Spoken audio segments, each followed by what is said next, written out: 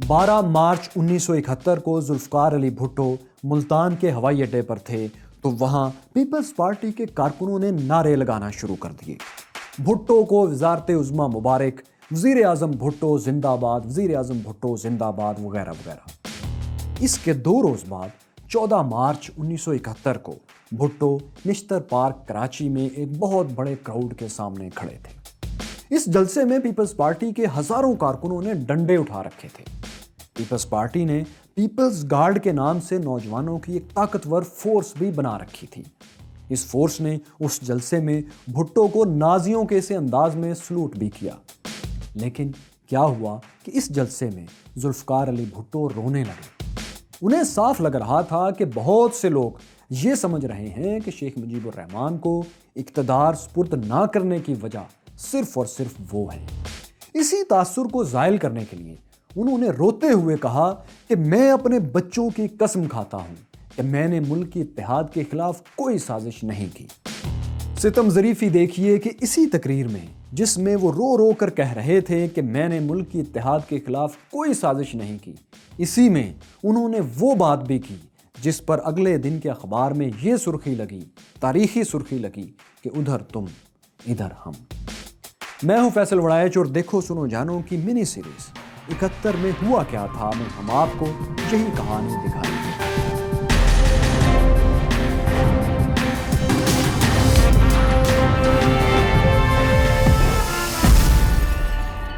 कराची की इस तारीखी तकरीर में भुट्टो के असल अल्फाज कुछ यूं थे कि मशरकी पाकिस्तान में अवामी लीग और मगरबी पाकिस्तान में पीपल्स पार्टी को इक़्तिदार सौंप दिया जाए।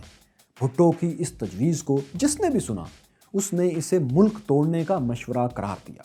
दूसरे सियासी रहनुमाओं ने कहा कि मशरकी और मगरबी पाकिस्तान में अलग अलग पार्टियों को ट्रांसफ़र ऑफ पावर करना नेशनल यूनिटी के खिलाफ है। ये एक आम ख्याल था कि भुट्टो की तजवीज़ पर अमल से मुल्क 2 टुकड़े हो जाएगा।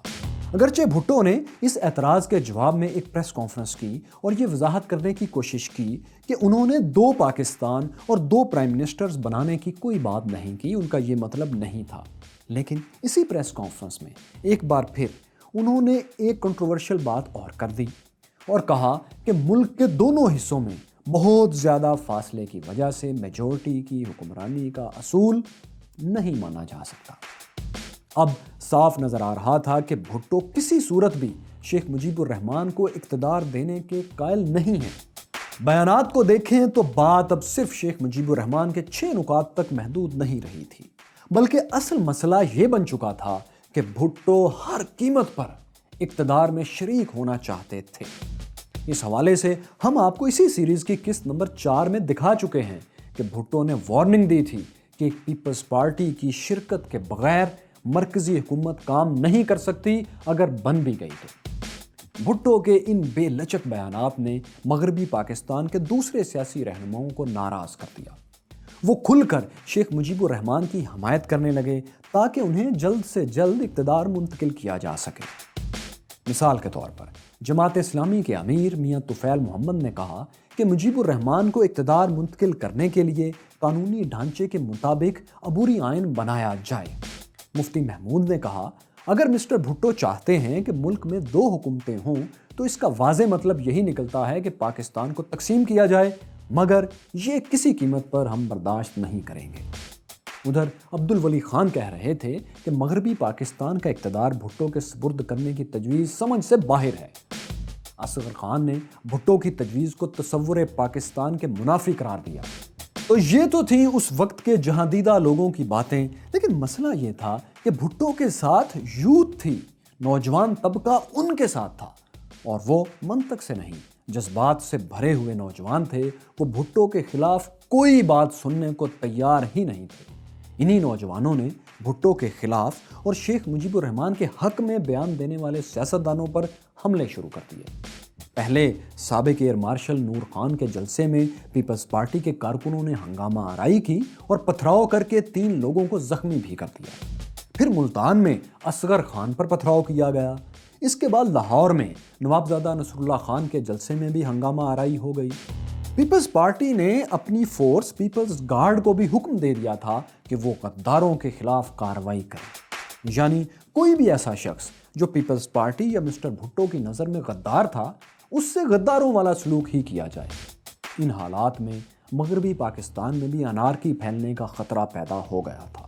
ادھر یہ سب چل رہا تھا اور ادھر جنرل یحییٰ ڈھاکہ پہنچ چکے تھے، مگر وہاں ایک ناخوشگوار حیرت ان کا انتظار کر رہی تھی۔ 15 مارچ کو جنرل یحییٰ خان جب ڈھاکہ پہنچے تو انہیں یہ ناخوشگوار احساس ہوا کہ مشرقی پاکستان اب ان کے کنٹرول میں نہیں رہا، اور وہ یوں کہ ان کی اپنی فورس ان کی حفاظت کرنے سے قاصر تھی، اسی لیے انہیں اصل سیکیورٹی شیخ مجیب الرحمان کی طرف سے مل رہی تھی۔ انہوں نے جنرل یحییٰ خان کو بنگلہ دیش کا مہمان قرار دیا تھا اور یقین دلایا کہ ان کی آمد پر کوئی مظاہرہ عوامی لیگ کی طرف سے نہیں ہوگا۔ جنرل یحییٰ خان نے جس راستے سے ایوان صدر جانا تھا، اس راستے پر قائم عوامی لیگ کی چیک پوسٹ بھی ختم کر دی گئی تھی۔ شیخ مجیب الرحمان کے احکامات پر بنگالیوں نے اس طرح عمل کیا کہ جنرل یحییٰ کی آمد پر ڈھاکہ میں کوئی ہنگامہ یا احتجاج یا کچھ ایسا نہیں ہوا۔ اس سے صاف ظاہر تھا کہ مشرقی پاکستان پر اب شیخ مجیب الرحمان کا سکہ چلنے لگا ہے۔ یہ منظر یقیناً جنرل یحییٰ کے لیے انتہائی حیران کن اور پریشان کن تھا۔ تو اسی پریشانی اور حیرانی میں دونوں کے مذاکرات شروع ہوئے۔ بات چیت کئی روز جاری رہی، کبھی بات بنتی اور کبھی بگڑنے لگتی۔ شیخ مجیب الرحمان کو بہت سے اعتراضات میں سے ایک وقتی اعتراض یہ بھی تھا کہ ڈرائنگ روم میں ان کی باتیں خفیہ طور پر ریکارڈ کی جاتی ہیں۔ یہ بات اتنی بڑی کہ شیخ مجیب الرحمان نے ایوان صدر کے ڈرائنگ روم میں بیٹھنے سے ہی انکار کر دیا۔ انہوں نے کہا یہ ڈرائنگ روم بگڈ ہے، یعنی اس میں جاسوسی کے آلات چھپے ہوئے ہیں۔ لیکن بات تو بہرحال جاری رہنا تھی، سو یہ مذاکرات ہوئے ایوان صدر کے باتھ روم میں، کیونکہ یہ وہ واحد جگہ تھی جس کے بارے میں شیخ مجیب الرحمان کو یقین تھا کہ یہاں کوئی خفیہ ریکارڈنگ ڈیوائس نہیں لگی ہوئی۔ بات چیت یوں ہی آگے بڑھتی رہی اور اس بات چیت کے دوران عوامی لیگ نے اپنا رویہ نرم ہی رکھا۔ عدم تعاون کی تحریک تو ختم نہیں ہوئی، لیکن عوامی لیگ نے مشرقی پاکستان سے سرمایہ کی منتقلی روکنے کی جو چوکیاں قائم کی تھیں وہ ختم کر دی۔ بینکوں نے کام شروع کر دیا اور یوں لگنے لگا کہ حالات شاید معمول پر آ رہے ہیں۔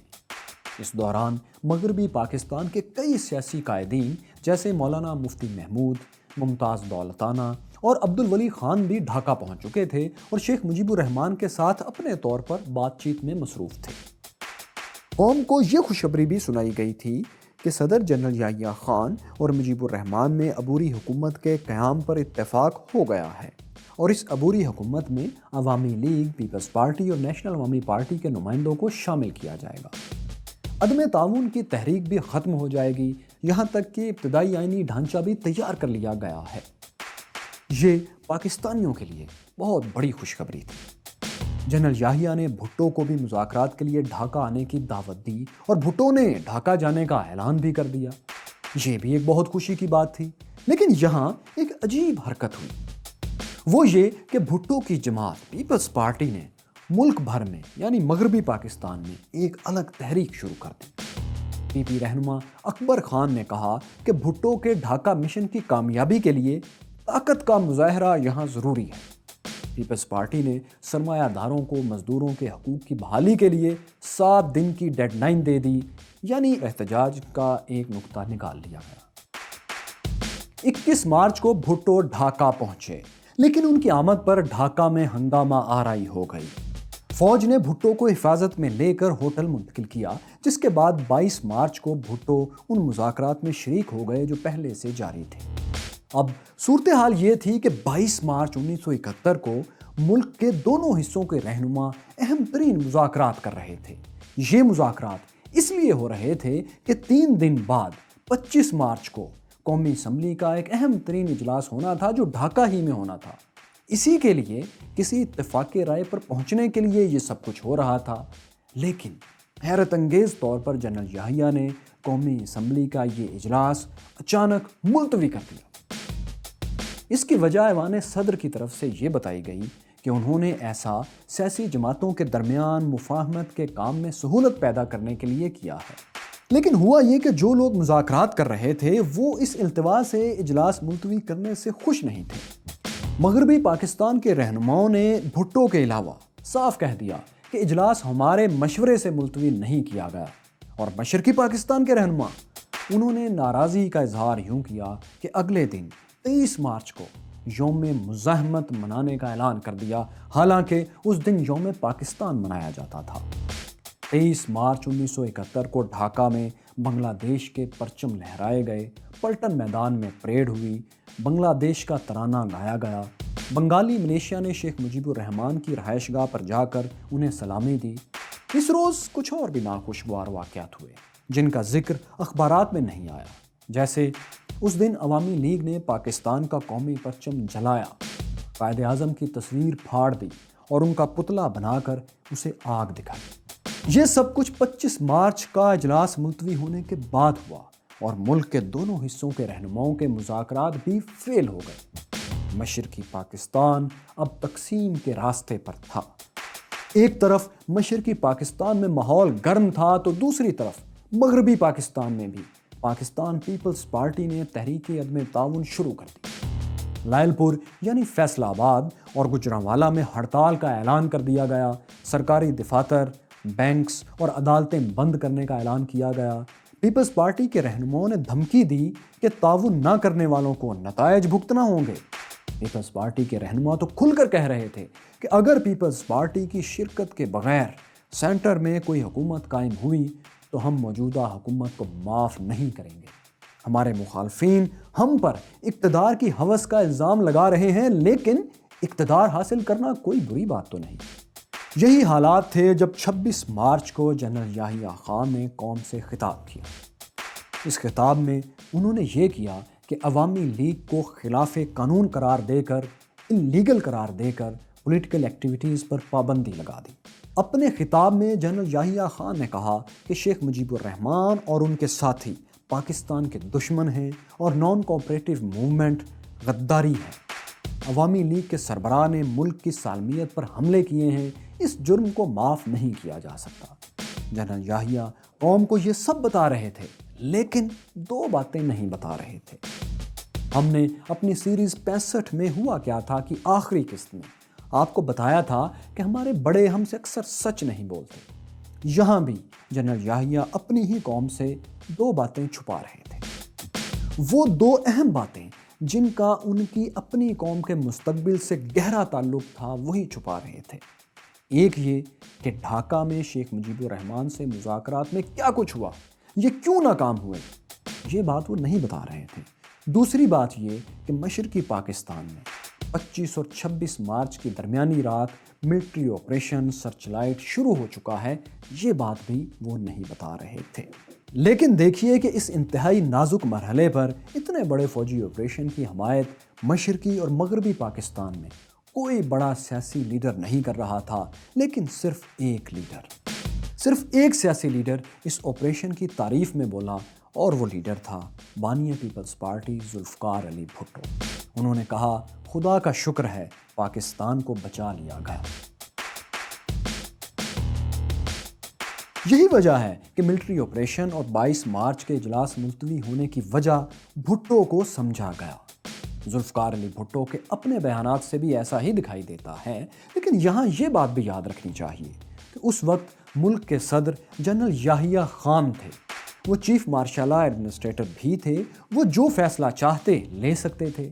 ذوالفقار علی بھٹو بھی ایک بار کہہ چکے تھے کہ عوامی لیگ سے مفاہمت کے لیے ہم صدر جنرل یحییٰ خان کی ثالثی قبول کرنے کو تیار ہیں۔ ایسے میں وہ میجورٹی سیٹس لینے والے شیخ مجیب الرحمان کو اقتدار سونپ بھی سکتے تھے، بھٹو کو قائل بھی کر سکتے تھے، طاقت کا استعمال بھی کر سکتے تھے، لیکن انہوں نے ایسا کچھ نہیں کیا، بلکہ کم سیٹس والے بھٹو کا ساتھ دیا۔ کیوں؟ اس کے بارے میں کہا جاتا ہے کہ جنرل یحییٰ خان مغربی پاکستان کو اپنی بیس سمجھتے تھے، جہاں بھٹو بہت مقبول ہو چکے تھے، خصوصاً نوجوان طبقے میں۔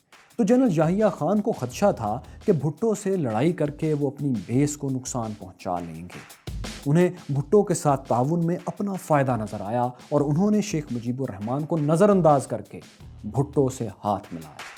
بھٹو اور جنرل یحییٰ کے اسی سو کالڈ گٹھ جوڑ کے بارے میں سابق کمیونسٹ رہنما سید جمال الدین نقوی یہ لکھتے ہیں کہ جب شیخ مجیب اور ذوالفقار علی بھٹو کی کشمکش بڑھی تو یہ جاننا مشکل نہ تھا کہ کون کیا کر رہا ہے۔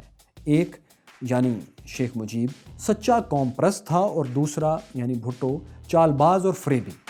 سادہ الفاظ میں مجیب اپنے کاز کے ساتھ مخلص تھا، جبکہ بھٹو کے ہاں کوئی کاز تھا ہی نہیں۔ کوئی ایسا کاز نہیں تھا جس سے وہ مخلص ہوں۔ آرمی اپنے مقاصد کے لیے بھٹو کا استعمال کر رہی تھی۔ بھٹو ان کی اسکیم سے پوری طرح واقف ہونے کے باوجود فوج کے مطلوبہ حالات کی طرف صورتحال کو لے جا رہے تھے۔ یہاں آرمی اور فوج سے جمال الدین نقوی کی مراد جنرل یاہیہ اور ان کے ساتھی جرنیل ہیں۔ مشرقی پاکستان میں آپریشن کا فیصلہ ہو چکا تھا، آپریشن شروع ہو چکا تھا، تو ایک شخص خفیہ طریقے سے ڈھاکہ ایئرپورٹ پہنچا۔ وہ سری لنکا کے راستے پاکستان آنا چاہتا تھا، لیکن مخبری ہو گئی۔ یہ شخص کون تھا اور مخبری کس نے کس کو کیوں کی؟ آپریشن سرچ لائٹ تھا کیا؟ اس کے بارے میں آج پاکستان کا موقف کیا ہے اور بنگلہ دیش کیا سمجھتا ہے؟ اور کیا یہ آپریشن کامیاب رہا تھا؟ یہ سب آپ کو دکھائیں گے، لیکن 71 میں ہوا کیا تھا کہ اگلی قسط میں۔ ہاں، اگر آپ یہ دیکھنا چاہتے ہیں کہ مشرقی پاکستان اور مغربی پاکستان میں دوریاں کیسے پیدا ہونا شروع ہوئیں، تو 1971 کی پوری کہانی کی اس پلے لسٹ کو کلک کیجیے۔ یہاں جانیے کہ 65 کی لڑائی میں پاکستان اور بھارت کے درمیان کیا کچھ ہوا، اور یہاں رہی وہ داستان جس میں انسان آخرکار اس دھرتی تک جا پہنچا جسے کبھی وہ دیوتا سمجھتا تھا۔